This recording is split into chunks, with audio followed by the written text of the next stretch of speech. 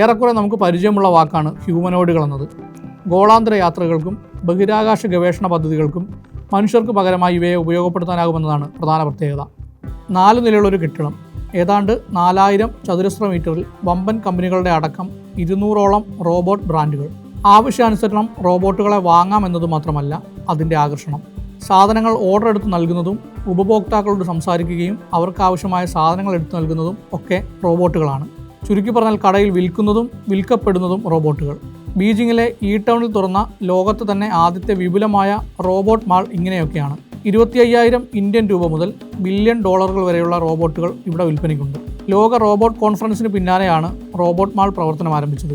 Facial recognition, advanced AI, adaptive learning എന്നിവയൊക്കെ ഉപയോഗിച്ച് ഓരോ ഉപഭോക്താക്കൾക്കും വ്യക്തിപരമായ സേവനം നൽകുന്നു എന്നത് ഇവയുടെ മികവ് വെളിവാക്കുന്നു.